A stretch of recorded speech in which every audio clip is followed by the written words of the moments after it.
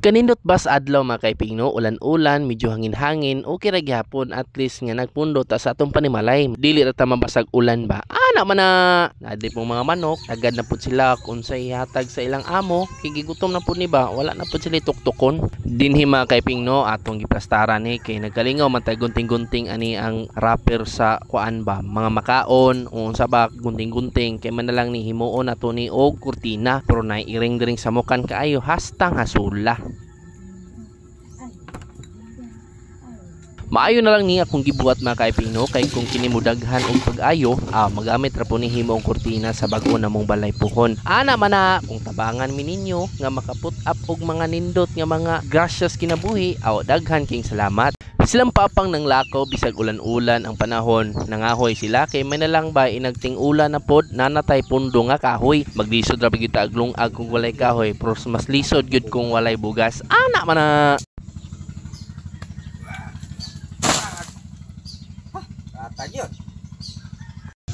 Paulay sa akong mga kaiping kay sakit pa akong mga kapiangan og mga kuan bunog kay gikan kun disgrasya sa motor mga kaiping no. Napagani mga pangus. Napadali sa akong tuhod. Tara pa ko. Ginusto mo yan. Napagyud sa akong kilid. Muna nga paulay sa tawa sa tay duty ron mga kaiping, muna nga pundo lang sa tagbalay kay magpaalim ta sa atong mga kasamaran. Muna nga kamo mga riders ay sa mapakusog padagan sa motag na pamoy mga mahal kinabuhi nga nagatang sa imong pag-uli. Pwede na! Ride safe mga kaiping no. Ayaw pagsunsuon ako kay nakatulog man. Mura maghihimog kwarto ni akong motor. Ana man na! Muna nga nangapangos, nabanggaan tong mga barrier dito. Apit ng bungkag nga mga kaiping ba. No? Muna nga ride safe mo mga kaiping. So mao ni akong mga natigom nga ginunting kaganiha mga kaiping no. Sayon ra kini buhaton, may nalang ni ba kay lingaw-lingaw sa kinabuhi nga laay nga gapundos balay kay walay duty lagi. Ana man na. Karon manggod mga kaiping no, nagtambay lang sa ako pahulay kay lagi gikan ta sa disgrasya. Wala mo gud ta nagamping mga kaiping kay giduka man ta nagbiyahe. Mo na nga nakatulog, nakabangga, hastang malasa. Mo na karon nagpahulay sa ako kay nagpaalim ko sa akong mga pangus ug sa akong mga bunog. Mo na mga kaiping nga pahulay lang sa gyud basin og sa sunod na pong adlaw makabalik na tag duty kay wala na rabatay kwarta. Ana man na.